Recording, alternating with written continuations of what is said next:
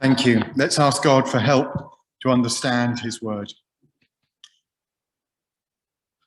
Lord, thank you that you want to teach us today how to know you and how to love you and how to follow you. Please help us to understand what you're saying. Please put your words on my lips and please put them in our hearts that we might listen and obey. Amen. Have you ever been rejected in one way or another? Ever experienced rejection? Maybe it was a rejection from a job. You didn't get a job you wanted. Maybe somebody you fancied didn't fancy you and it was romantic rejection. Maybe it was rejection by friends or loved ones. It's not nice to be rejected, is it? And while it's not nice even when it's somebody you've just met, the person who doesn't want to talk to you at the bus stop or whatever, it's much worse when it's someone close to you, someone who should accept you, but is rejecting you.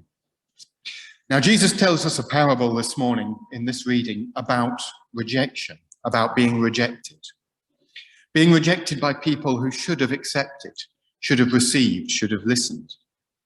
And it's a parable about how he was going to be rejected by his own people and why that would matter, why it was a problem, why it meant they were rejecting God.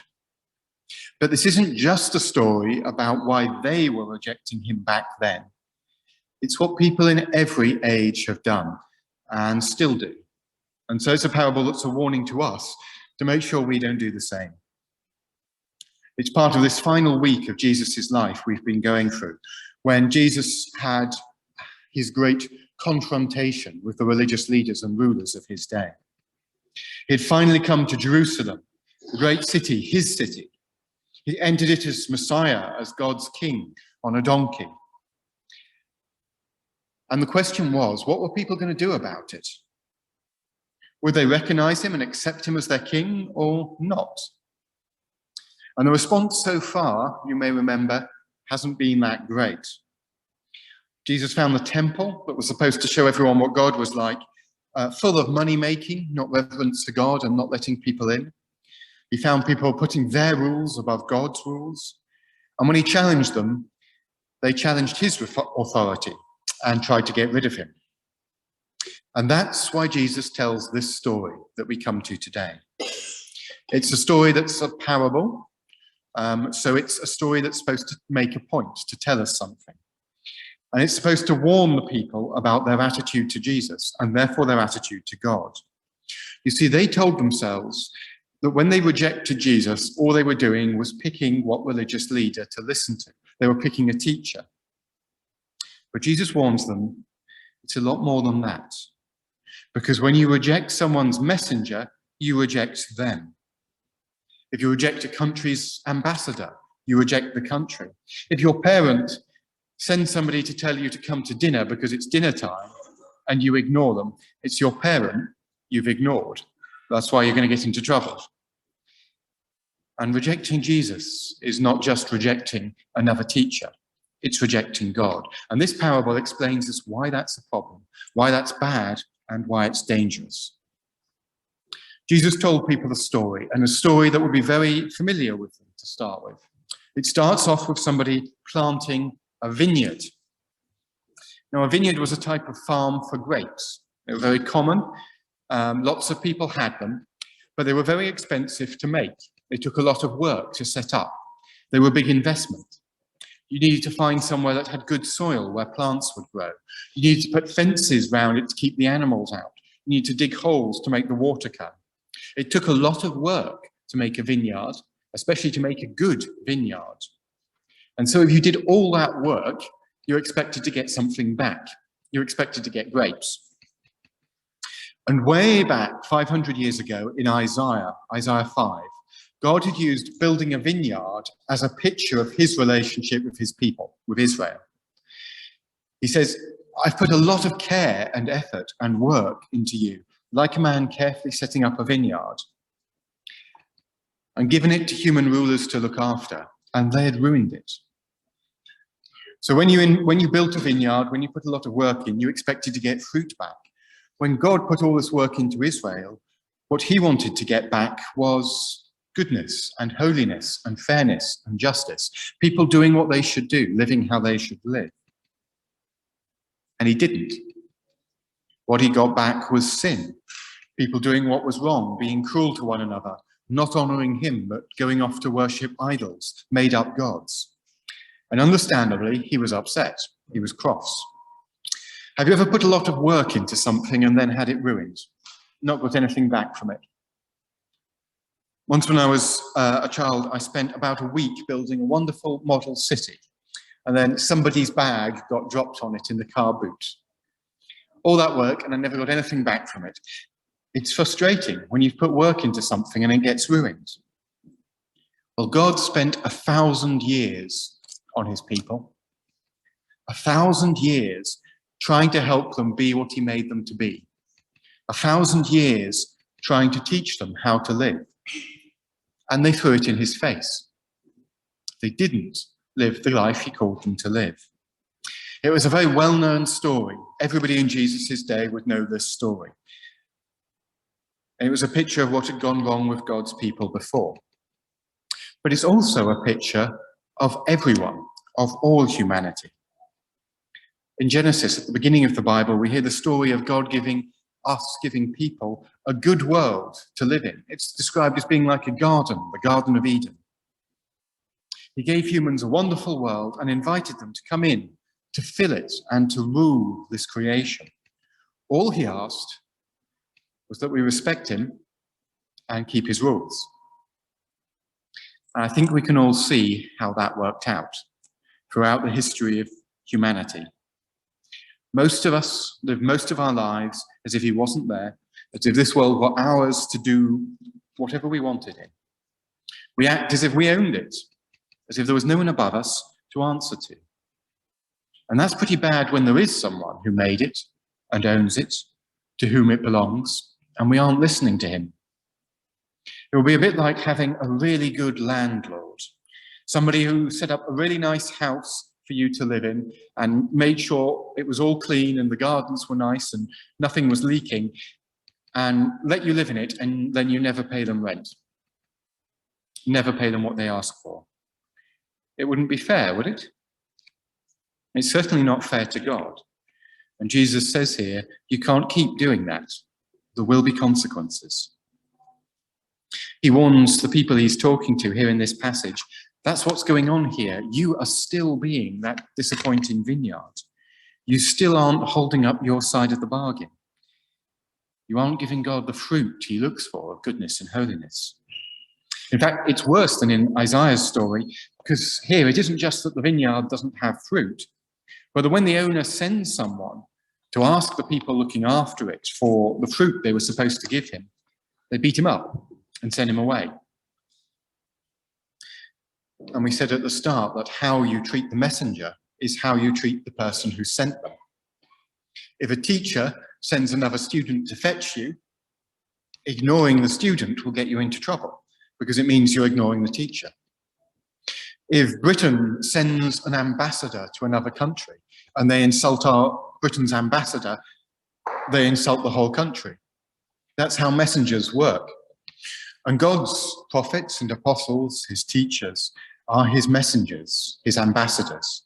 And so how you treat them is how you treat him. That's why it matters whether we listen to them. It matters how we treat the Bible, which contains God's message through them. And it matters even more how we treat Jesus. Because the parable doesn't stop there. Did you notice that? The first messenger, they beat up. What do they do to the second messenger? Yeah, beaten up, and they treated him shamefully, even worse. What happened to the third messenger? They wounded him and threw him out of the vineyard. It gets worse every time.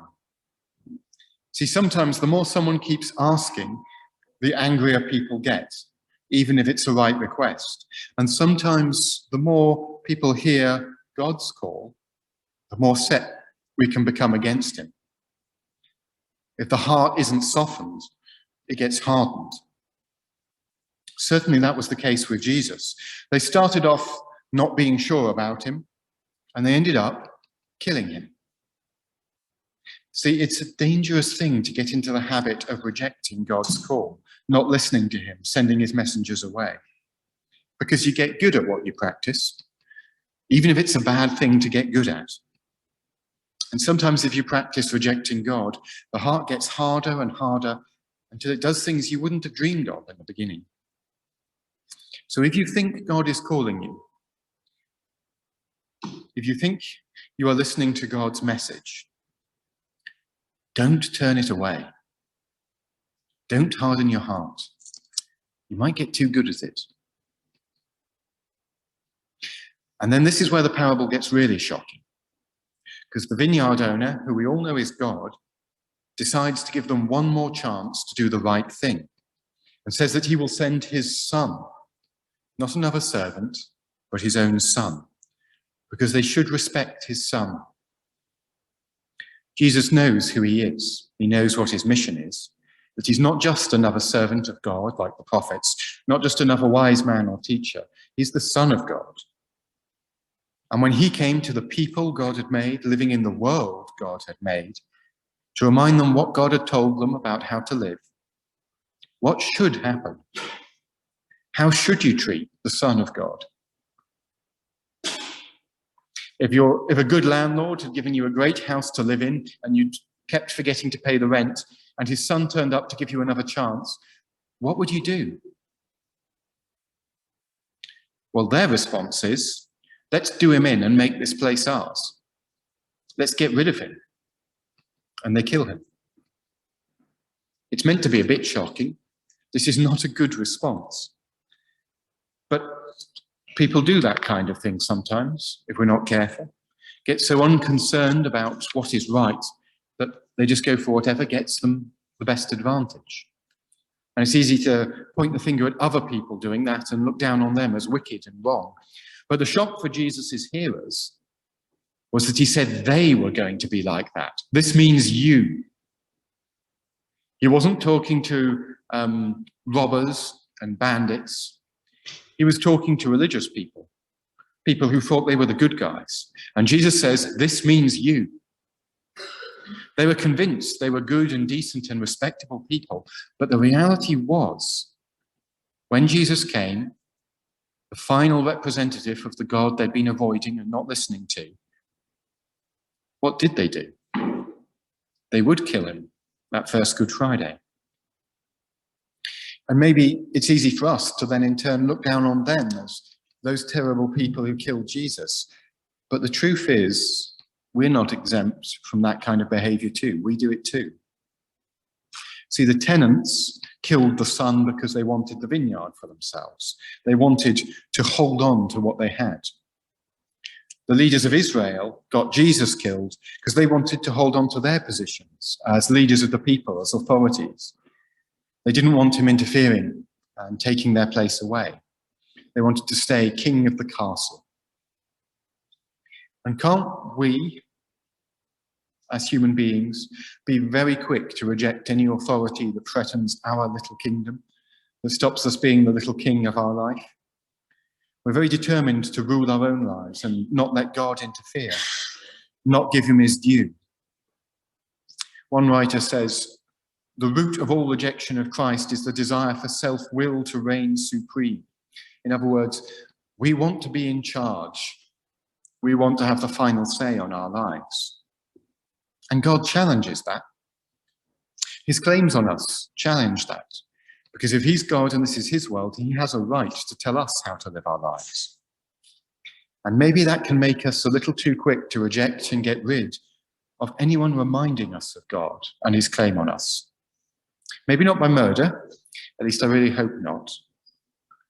But if you don't want to hear a message, it's very easy to try and ignore the people and places it comes from.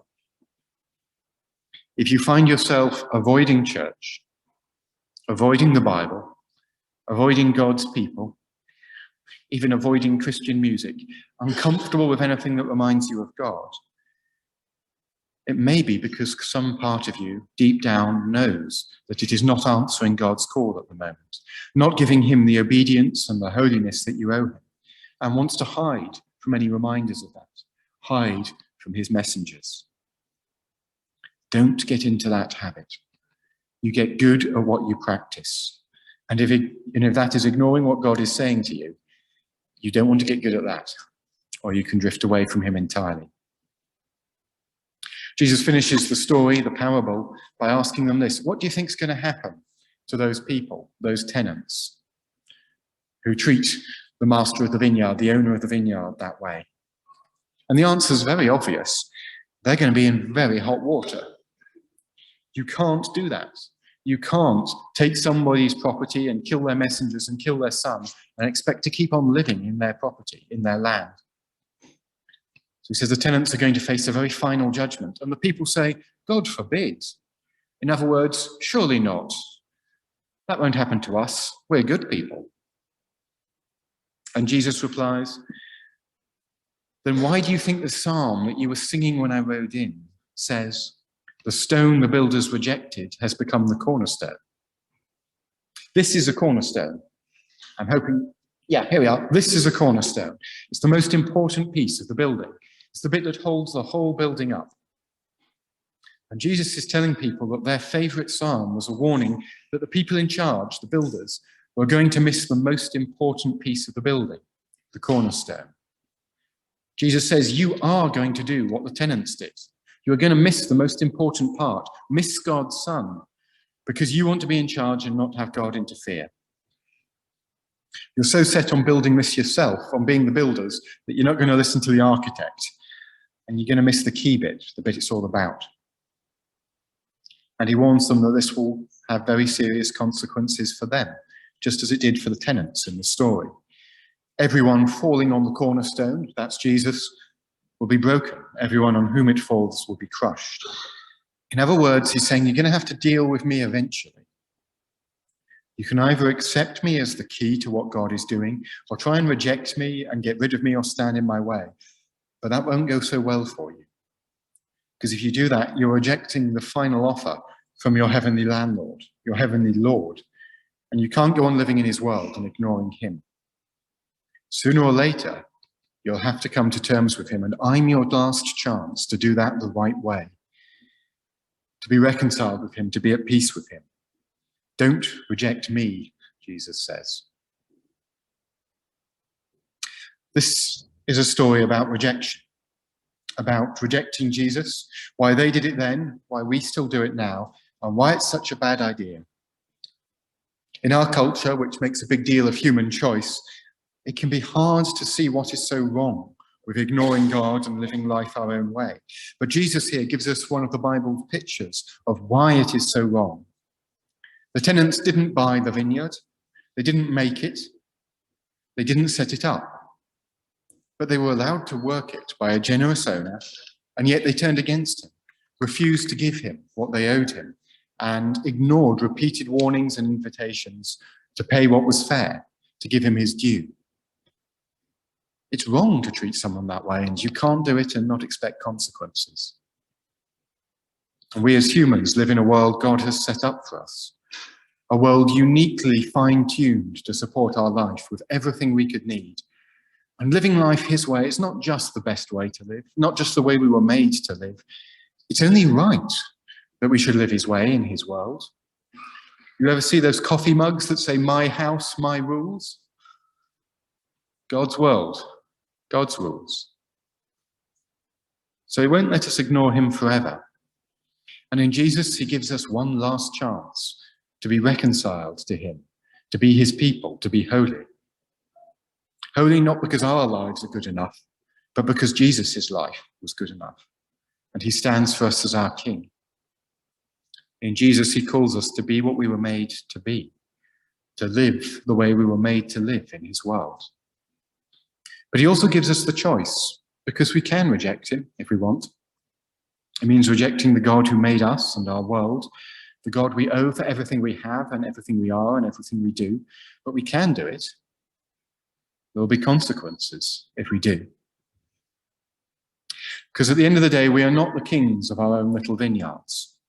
Our lives, our gifts, our world, our time on earth is a gift from God, a trust from God. And one day we will have to explain how we use them. We can ignore that and silence or avoid his messengers on earth, but one day there will be a reckoning. Jesus is our chance to be reconciled to God before that day. The chance to pay our dues, or rather to have him pay our dues, our rent for us. The chance to live rightly in God's world, God's kingdom. Let's not waste it.